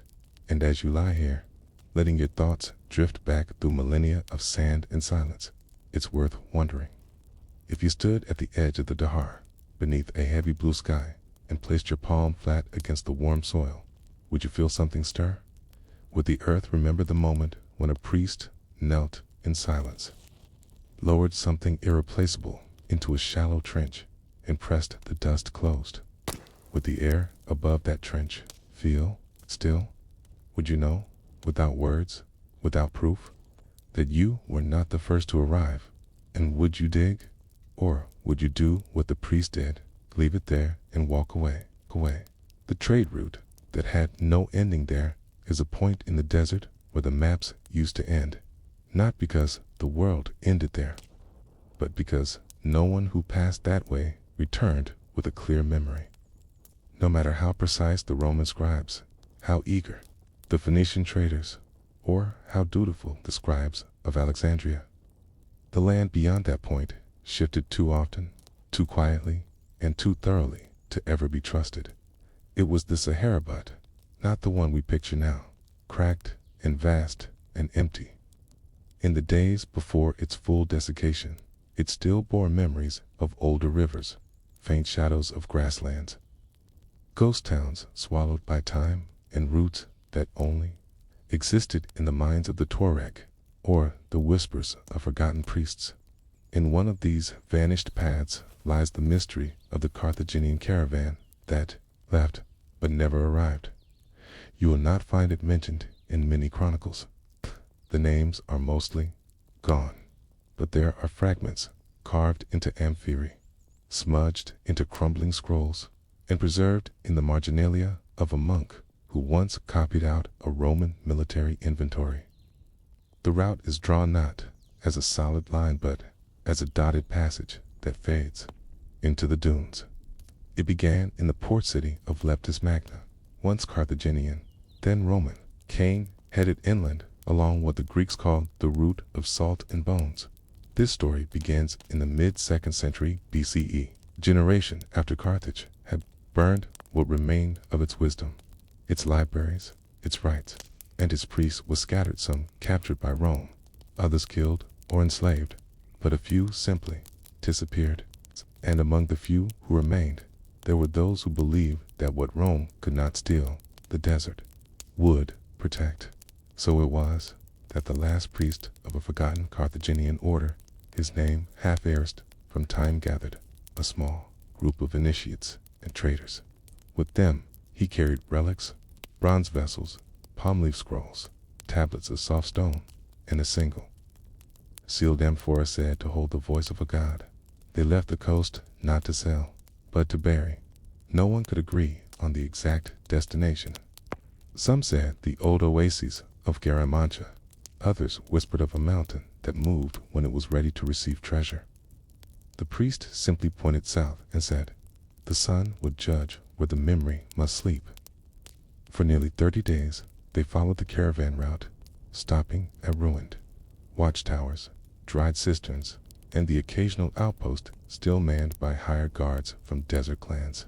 They moved mostly at dawn and dusk to avoid the furnace of midday. By moonlight, the priest, trapped in pale linen, face veiled from wind and time, would mutter over his scrolls, checking stars and reading sand as if it spoke a forgotten language. By the time they reached the 7th stone circle, a place marked on no map but known to certain desert guides, 3 members had turned back. Not from fear, they said, but from fatigue. They had seen enough sand to fill a lifetime and felt the weight of silence pressing too hard on their chests. What was this caravan carrying that demanded so much secrecy? The records don't say, but they hint. One clay tag, found in a cave near Gadames in the 1800s, contained a symbol remarkably similar to the Punic word for breath. Another, preserved in the British Museum but often misfiled, contains a pictograph of chained winds and a stylized urn. The implication? That they weren't just burying history, but something dangerous or divine, or both. By now, the desert had begun to change. The air itself thinned. Caravaneers' mouths were constantly dry. Salt crusted their skin. At night, the stars danced, not from drunkenness or madness, but from the strange heat that rose off invisible valleys and whispered up from the ancient seabed beneath their feet. They were, unknowingly, entering the Libyan erg, part of the desert, so prone to reshaping itself that entire valleys vanished within a week. Their maps became useless. Their compass needles twitched. Their guides, veterans of trade and war, grew uncertain. Still, the priest continued. He no longer consulted the stars. He listened to the wind. He walked alone in the mornings, praying into the sand as if waiting for an answer. The amphora was never unsealed, never touched except by him, and always carried in a box of thick cedar wrapped in wool. He spoke to it at night, just once, and on that night, the camels refused to lie down. The men whispered among themselves that the box breathed. The next morning, they left behind the circle of stones and crossed into what modern geographers would label the Great Sand Sea, where wind carves dunes as tall as fortresses in silence, folds over the earth like a shroud. It was here, just beyond a ridge, marked only by a leaning acacia tree, its roots impossibly deep, that the caravan made its final stop. How do we know? Because of a discovery made in 1924 by a French military surveyor searching for a lost patrol. He came across a circle of camel bones, arranged unnaturally, as if laid down with reverence. Buried beneath them, he found a bronze tablet etched with Punic characters, worn, barely legible. Translated, it reads only, "We give back what was never ours to carry." No bodies were found, no amphora, no scrolls. It's just the bones, the tablet, and a kind of stillness that made the soldier report feeling watched even though he was alone. What happened to the priest and his caravan? Some speculate they were caught in a sudden sandstorm, a ghibli so violent it buried everything in hours. Others say the group chose to vanish, that their task was done and the desert would keep them. A third theory, found only in a footnote of a Jesuit missionary's diary from 1701, claims that among the Tuaregs, there is a story of a white-robed figure who walked into the heart of the dunes with a sealed vessel, sat down, and never rose again. His footprints ended in a perfect circling touched by wind for 1,000 years. You might be wondering, if the caravans truly vanished, why do we know anything at all? The answer lies in a merchant's ledger from Alexandria, dated just 12 years after the fall of Carthage. It lists a shipment of goods including a sealed amphoropate, 4 and 3 tokens of forgotten coinage. The buyer, a man listed only as Hanafer, who vanished a month later on his return journey inland. Another scrap, found in the ruins of Cyrene, mentions a priest who refused to speak, who paid in gold of unusual purity, and who smelled of cedar and ashdot. The stories don't align. The geography doesn't match, but the silence does, and so the question lingers. Why would a group of Carthaginians fleeing Rome, exhausted, scattered, and broken, choose to march into death just to bury something? What was so important that it could not be hidden in a temple, or passed into memory, or burned with the rest of their city? Why bury it not in a vault, but in the belly of the most untrustworthy landscape on earth? Why leave just enough behind for someone else to eventually find the sand that kept no secrets, except one the desert remembers in strange ways? It does not keep clean records, not the way libraries do. Its archives are subtle when etched to stone, the way a dune leans to far east when it should lean west, or how camel bones surface centuries later with no explanation except the sun's soft excavation. The Sahara, in all its vastness, forgets as quickly as it reveals, a place where time swirls rather than marches, where yesterday can disappear by morning and 1,000 years might rise again with a single breeze. And it is here, far from cities, far from the Carthaginian heartland, now erased by Roman salt and fire, that the second part of our mystery sits, quietly buried beneath a whispering horizon. In the years that followed the disappearance of the caravan, the story nearly died. The Roman conquest was thorough. After the fall of Carthage in 146 BCE, the city was razed. Its population, those not killed outright, were scattered into slavery. The libraries were looted, the temples torn down, and the harbor filled with rubble. Even the soil itself was cursed, according to some sources, likely exaggerated. But Symbolochrome sowed the ground with salt to ensure that Carthage would never rise again. But knowledge has a tendency to survive where it's least expected. The desert, uncaring and wide, offered a strange kind of sanctuary. And what could not be carried by ship or chariot might have been carried by silence. Because even in Rome's triumph, some things slipped away. Caravans still moved. Traders still whispered. And the idea of something precious lost in the dunes by priests with dying tongues became the kind of tale that outlived empires. A small but persistent thread weaves through the centuries. A record from Pliny, the elder naturalist, and Roman encyclopedist mentions, in passing, a rumored object, sealed in glass or resin, buried in the Libyan sands by a Phoenician sect. He dismisses it as nonsense, yet the mention stands, buried between notes on desert scorpions and local resins. Centuries later, the Arab geographers speak of strange markers in the sandstones, shaped not by wind, but by hands, standing in rings, or laid out in lines no caravan would use. Al-Bakri, writing in the 11th century, describes ruins older than language near Wadi Lajal, ruins avoided by even the most fearless Tuareg. But none of this proves anything until the discovery was made not by a historian, but by a surveyor, sent by the Ottoman authorities in the 19th century to chart old caravan routes for taxation purposes. His name was Mustafa ibn Halim, and he was meticulous, trained in both mathematics and the careful politics of mapping tribal land. In 1871, he recorded finding a ring of stones unlike the rest. They were polished, not naturally worn, arranged in concentric circles, the central one barely large enough for a man to sit cross-legged. Beneath the center, he dug a shallow pit, expecting a burial or perhaps a grain cache. Instead, he found a small amphora sealed with resin so hardened it had fossilized. He did not open it, instead, fearing curses or, more practically, the wrath of local tribes who claimed this site as sacred. He reburied it, noted its coordinates, and included a symbol on his map not found elsewhere, a simple spiral. His report, written in careful Ottoman Turkish, mentions an object of unknown origin, possibly Punic, designed to be hidden, not preserved. Then the map was shelved.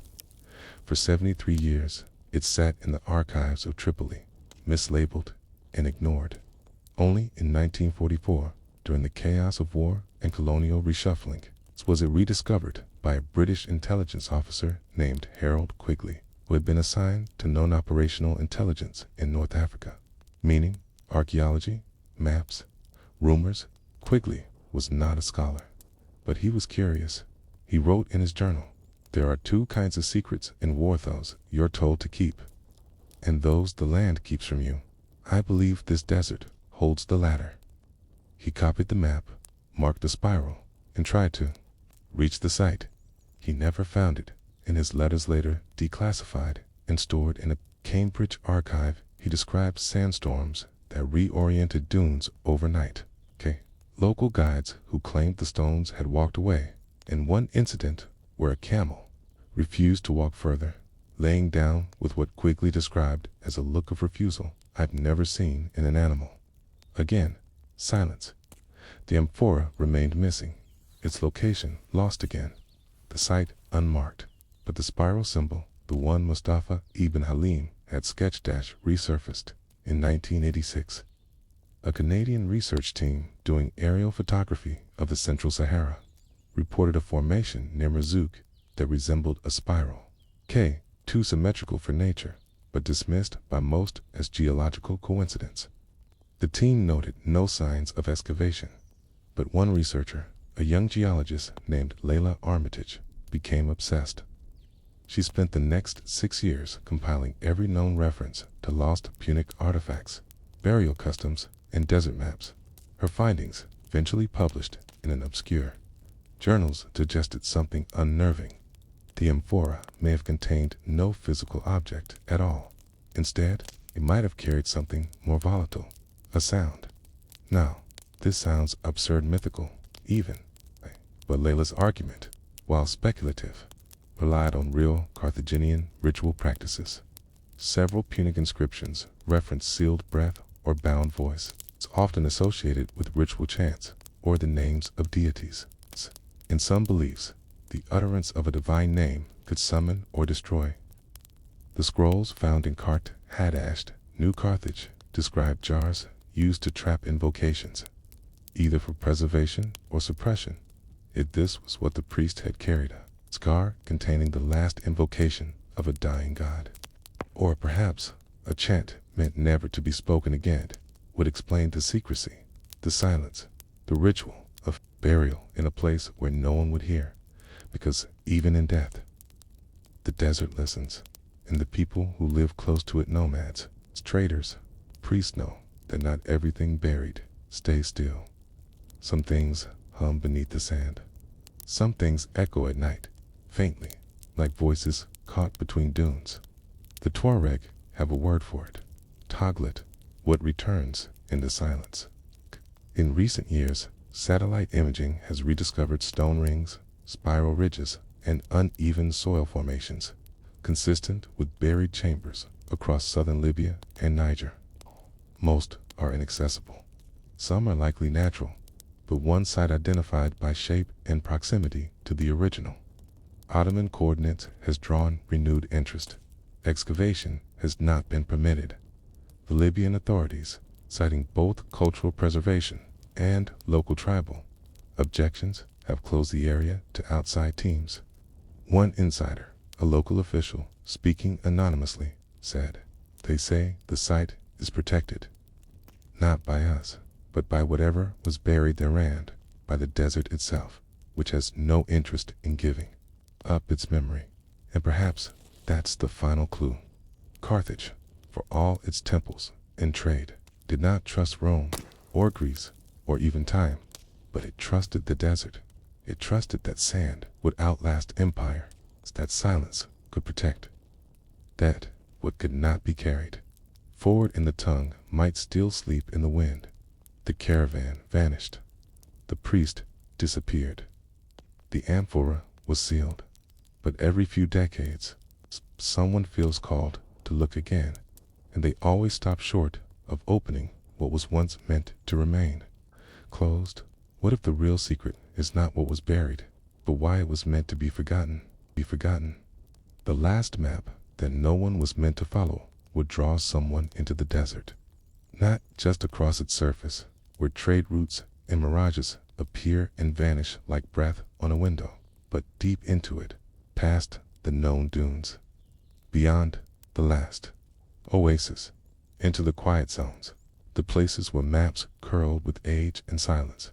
To answer that is to understand the nature of memory itself, because the desert doesn't just erase, it also preserves, and what it keeps, it doesn't always reveal in the way we expect. In this final part of the journey, we follow the last map, not the one drawn in ink or carved in stone, but the map made from whispers, inconsistencies, coordinates half lost to war and sand. Stories repeated in different languages with the same center, a priest walking south with something too dangerous, to destroy, too sacred to carry back, and something still buried. Let's return to the edge of what we know. In the early 2000s, an international research effort known as the Trans-Saharan Memory Project was formed quietly, without much public awareness. Its mission: to digitally catalog oral traditions, ruins, non-institutional records across the Sahara before they disappeared forever due to climate change, urbanization, and conflict. Among the hundreds of interviews conducted with Tuareg and Hausa elders, one name kept emerging: Mazin-L-Ayet. Literally, the balance of signs. No one agreed on what it was: a buried city, a lost temple, a cursed hill, a cave that howled. Some said it was where a man buried a god and promised never to return.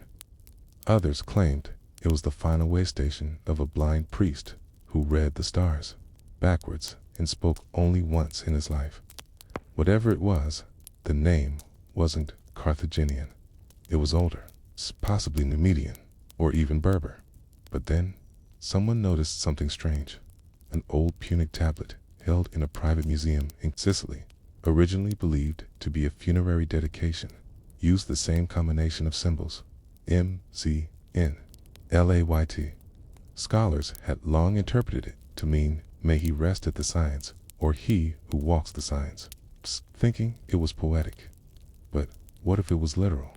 In late 2004, a retired Algerian cartographer named Youssef Bradai cross-referenced those oral accounts with pre-GP's French military maps from the 1880s.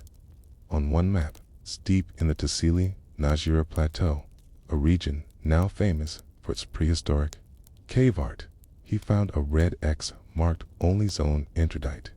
Forbidden zone. Why? No one knew.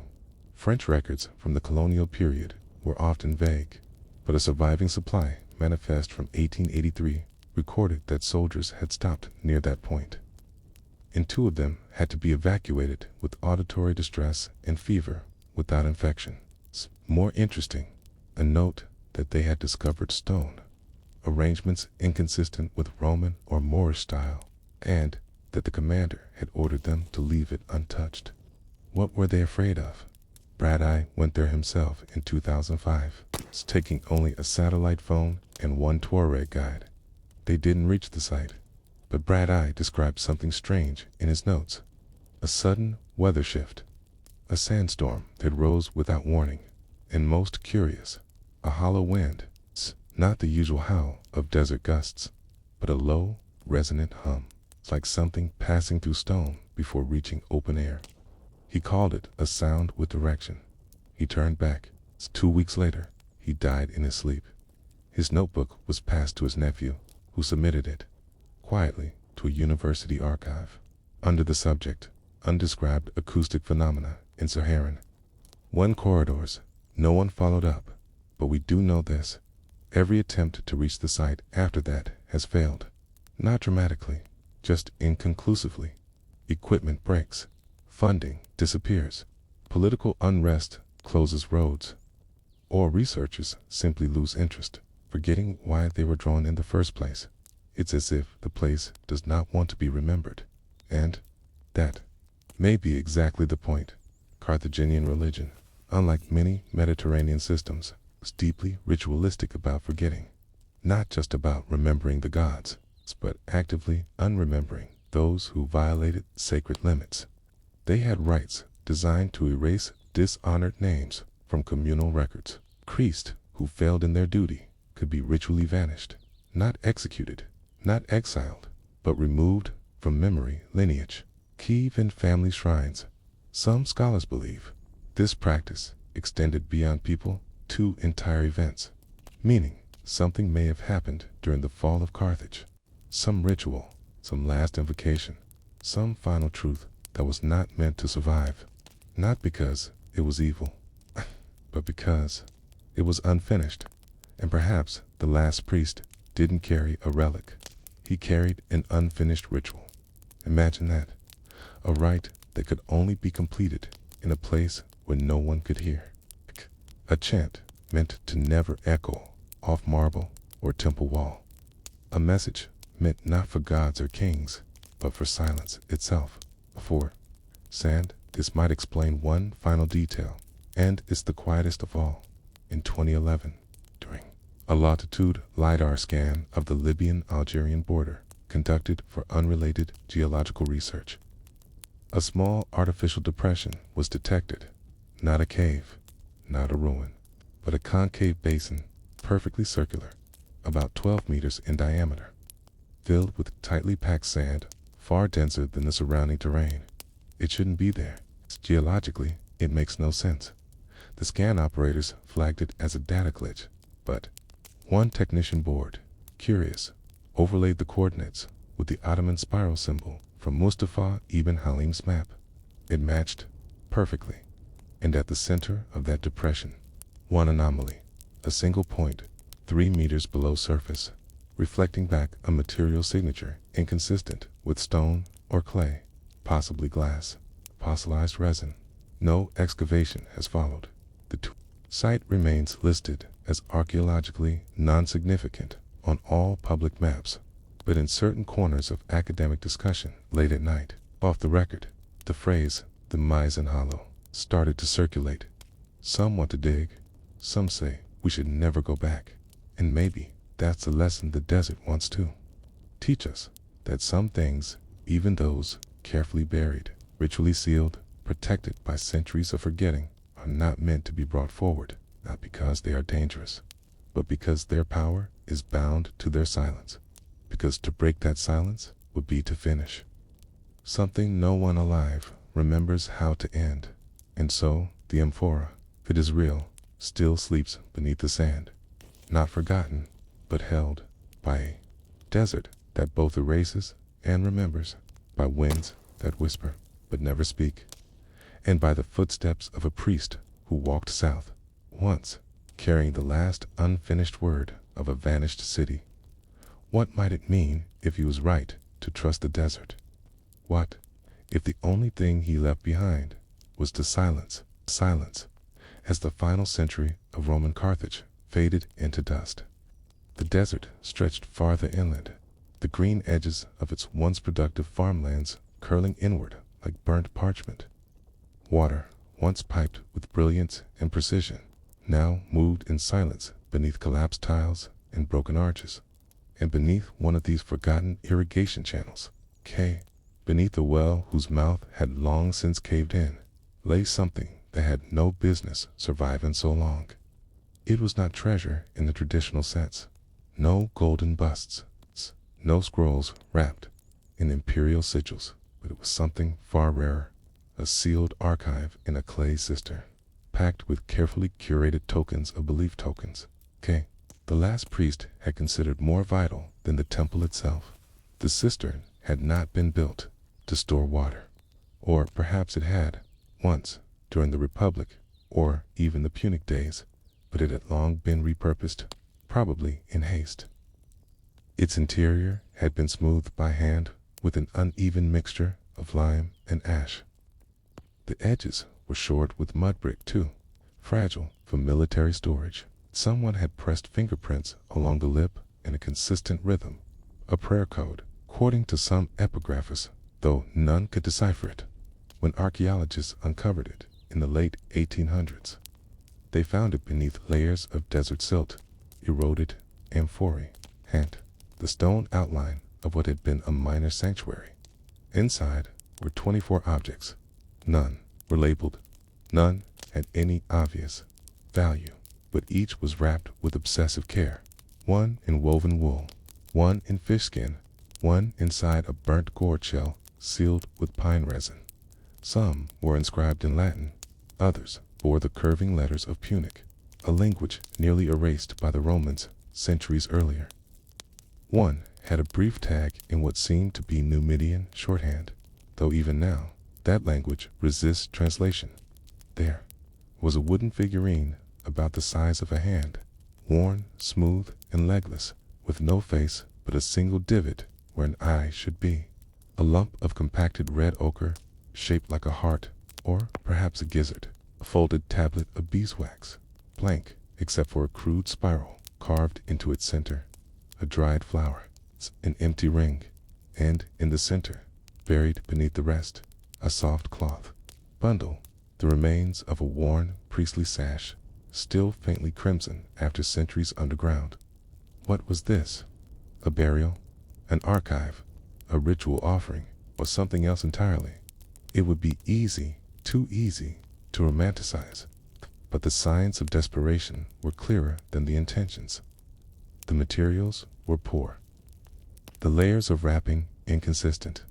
Some bundles were packed with such care that even the outer folds were ceremonial. Others seemed rushed, sloppy, as if hidden in fear. One scholar proposed a theory that these were not all placed at the same time. Instead, the cistern may have been revisited again and again by a dwindling line of priests, each fewer than the last. If that's true, then this wasn't the act of one man, but of a whole generation watching their beliefs be swallowed, and the last object added. It might have been a piece of worn papyrus, now almost too brittle to touch, preserved only because it had been wrapped between lead foil and beeswax. On it, barely legible under infrared scanning, was a single line in Latin, Ut redit umbra in terra, let the shadow return to the earth. Not an invocation, not a prayer, not a resignation. What does it mean to preserve something you know will never be seen again? In Carthage, we often picture warriors or senators, generals or merchants, but perhaps the most enduring figures, the quietest of all, were the ones who knew their time was done, the ones who, instead of fighting or fleeing, stayed to bury what they could not pass on. By the 5th century CE, Roman Carthage had ceased to be a spiritual capital. It still had markets, still had villas, still had coinage and bureaucrats and the dull machinery of imperial life. But the priesthood of its older faiths, hybrid cults of Punic and Roman theology, had been outlawed, the temples defunded or converted to Christian sites. Statues of Baal, once massive and centrally placed, were smashed or walled up. Sacred groves were cut down and sold for timber. Some deities were replaced by saints. Others were forgotten without replacement. So where do the remnants go? Some were buried, some were burned, and some, like these strange tokens in a sealed cistern, were simply hidden, not for future worshippers, but as a last act of spiritual housekeeping. The same way a family might seal up letters in a drawer no one will ever open, or a monk might copy a heretical book just so it won't be entirely lost, knowing it will probably never be read. In the generations that followed, the site was covered by sand and runoff. The sanctuary collapsed. The walls of the surrounding buildings crumbled inward. Later, families, perhaps Byzantine settlers or nomadic Berbers, built rough storage huts near the area, unaware of what lay beneath. Then came centuries of silence. Wind, stone, dust. The discovery of the cistern, like so many discoveries, was an accident. A German excavation team in 1881 had been cataloging tile work from late Roman homes nearby. One member tripped on a loose stone near a well opening. The ground caved slightly. A laborer with a shovel widened the hole. Within a few hours, the top of the buried cistern was visible. Not remarkable at first, just a dry hole with traces of soot along the upper walls, but deeper, a glint of wax, a scrap of cloth, and then the bundles. Most museums didn't want them. Too damaged to display, too uncertain to label, it's too confusing to categorize. A few ended up in Berlin, one or two in Tunis. Some were quietly traded to private collectors, though today efforts are underway to repatriate them. Still others were lost. Only through detailed records, field sketches, and a handful of early photographs do we know the full number, 24. Some archaeologists believe these bundles represent deities. Others say they are memories. Others, still dissenters from the mainstream view, believe they are warnings that the last priest of Carthage, or his successors, believed something had been unleashed, a spiritual imbalance, a gap in the chain of ritual that needed sealing, and that each token was not a preservation, but a plug. What's more likely, though, is that they were simply tokens of meaning, too sacred to leave unprotected, too dangerous to carry into exile, too potent to burn. So they were placed underground, not to wait, but to sleep. Which raises the last question. What happened to the man or the men who sealed that cistern? No record names them. No tomb has been found nearby. No inscription marks the site. If it was a single priest, perhaps he died soon after. If it was several, they may have dispersed, forced into other roles, or killed in the purges. But something about the layout, the care, the layering suggests someone stayed behind long, enough to finish. Someone returned more than once, perhaps over years, and when he was finally done, when the last object had been placed, he sealed the mouth with crumbling tiles, scattered rocks across the top, and walked away toward the desert, or perhaps into it. You can still visit the area today, though the landscape has changed.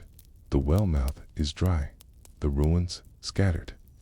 Tourists come and go, but the cistern remains under a protective frame, inaccessible, with replicas of the bundles in nearby museums. Interpretations vary. Guides speak in soft tones. Visitors whisper dot, but in the quiet, as the wind moves the fine grit across the stones. It's not hard to imagine the priest's final gesture. A glance over the shoulder, a pause, a quiet moment of farewell, not to power or glory, but to memory itself. And somewhere, beneath the sand, the shadow returns to the earth. It was not war that finally silenced the last marketplace in the old quarter of Carthage. Not plague, not fire. It wasn't even the Vandals, not directly, anyway. The end came quietly, not in a single day, but in the slow exhale of an aging city that no longer remembered why it had once burned so brightly. The year was likely 532 CE. That much we can piece together from the layers of ash and the broken coins embedded in the dirt. The market had existed in some form for nearly 900 years, first under Punic rule, then as part of the Roman Colonia, and finally under the heavy but crumbling hand of the Vandal kingdom. Carthage had been sacked and rebuilt so many times, but then that the idea of endings had grown elastic. But there was something different about this ending, something too quiet. You might imagine the marketplace as a chaotic place, full of noise and bartering, but in its final years, it had become oddly subdued. The main fountain no longer flowed. The upper colonnades had collapsed, and the mosaic paths were worn smooth, not by luxury sandals, but by bare feet. Traders whispered now. Fishmongers sat in silence. The awnings that once bloomed with color like sails above the stalls were faded to gray, frayed by years of desert wind in its prime. This was the heart of the Forum Venalium, a square that pulsed with the trade of olive oil, linen, spices, and rumors. But now, the merchants were few. Coins were more often clipped than whole, and in the shadow of each archway stood a man watching, not a guard, not a priest, but someone always watching for what no one could say. The scroll was found in a forgotten drain beneath this marketplace, rolled tight, wrapped in fish gut string, packed in dry reeds. It was unearthed not by scholars or diggers, but by a child, a girl gathering pebbles for a street game called Tariff. She thought it was a bone. Her brother thought it was a curse.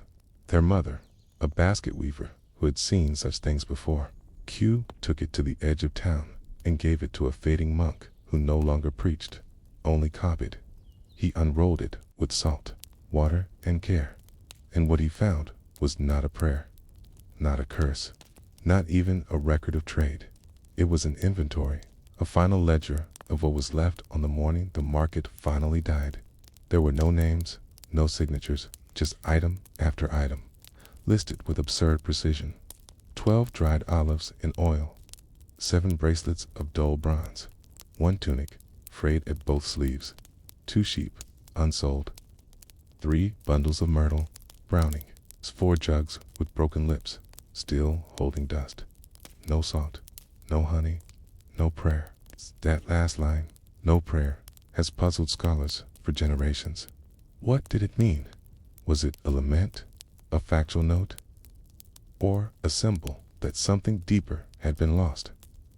You see, this was no ordinary inventory. It bore the markings of a vanished accounting system. Not Latin, not Greek, not even pure Punic, but something hybridized, local, slipping between languages like a man caught between lives. The script was a narrow hand, almost like a reed stylus.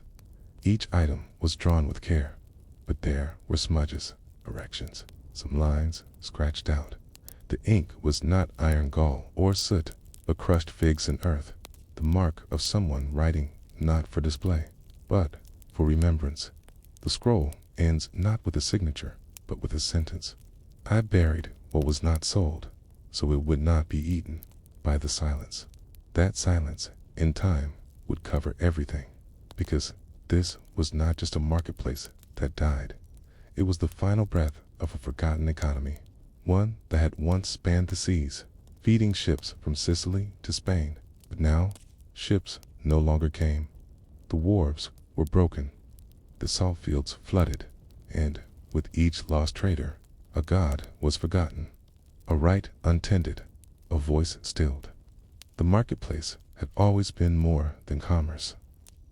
It had once doubled as a ritual site, a place where prayers were whispered before each sale, where a blessing of Tanit, or later, of Mercury, might be invoked by traders who still remembered both names. But by 532, those prayers had thinned. A mutter here, a gesture there, mostly superstition, mostly survival. One can almost picture the man who wrote the scroll, a vendor turned scribe perhaps, too old to farm, too poor to leave, a man who had seen his neighbors go silent, one by one, and decided not to fight the silence, but to mark it. The drain where the scroll was buried had once carried runoff from the upper square down into the storerooms, but by this time it was mostly dry, clogged with dust and forgotten refuse. The man must have crawled in, placed the scroll deep inside a ceramic pipe, and sealed it with reeds. Why? Not to save it, perhaps, but to put it to rest, to give the market a funeral no one else would. We rarely think of buildings as living things, but this place had lived for centuries. It had a rhythm, a heartbeat, a smell, the tannins in the linen, the brine of fish, the smoke of roasted chickpeas, and then nothing. The scroll is not long, only 37 entries. Each one is a whisper from a vanished world. Together, they form a snapshot of survival at its end. Some scholars argue that the scroll was not literal, that it was symbolic, a ritual gesture, much like the burial bundles of Carthage's last priesthood. Perhaps it was meant to be read by no one. Perhaps it was written as an act of mourning or penance. But then, what does it mean that the monk who received it made a copy, that he sealed the original in the back of his tiny cell, behind a cracked fresco of Saint Cyprian? He wrote in his own hand in the margin of his copy, "This is the last voice of the market. Let it rest." That copied scroll survived in a monastery archive in Tunisia until the early 1900s. Then it vanished, the original. It was rediscovered in 1997 behind a wall during earthquake repairs. Brittle, mold, darkened, and barely legible. But still, whole, no museum holds it. It rests now in the quiet records of a local university, kept in low light, unadvertised. Most visitors never know it exists. It is not displayed, it is not translated. It is simply kept. Perhaps that's fitting, because this is not a story of collapse in the dramatic sense. There was no fire, no raid, absence, just a morning when no one opened their stall. a dusk where no steps echoed through the stones, and one man, or perhaps a few, who noticed and wrote it down, because even silence deserves a record. Even endings should be remembered. Even a broken marketplace deserves a funeral. And so the question lingers, not what was sold, or stolen, or eaten, but what was buried, and why, even now, does it still feel like a secret? When the scroll was first copied by the fading monk in his coastal cell, he noted something strange, a repeated emblem in the margins, carved in miniature beside several entries. It was not a letter, it was not a number, 8. It was a shape, a small triangle with a curved base, almost like a flame resting on its side. No one had ever cataloged it before. Not in Punic scripts, not in Latin, not even in the obscure prayer tablets unearthed from the older tombs of Byrus Hill. But the monk, whose fingers trembled from age and ink, wrote one comment beside it. These are the marks of the man who buried the gods.